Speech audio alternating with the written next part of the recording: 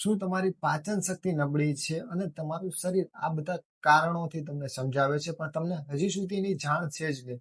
ચાલો, તમે ચેનલમાં નવા હો તો ચેનલને સબસ્ક્રાઇબ કરી નાખો, વિડીયોને સ્કીપ કર્યા વગર એન્ડ સુધી જોજો અને લાઈક કરી દેજો અને શેર કરવાનું ભૂલતા નહીં.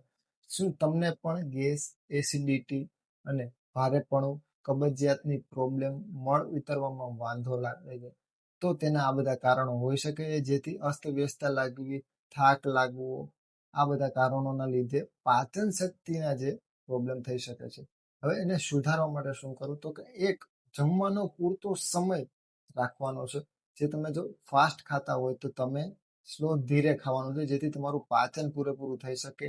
ફાઈબર વાળો ખોરાક વધારે, લીલા શાકભાજી, અનાજ, દાળ, ચણા જેવા ખોરાકો લેવાના છે. યોગ્ય માત્રામાં પૂરું પાણી પીવાનું છે.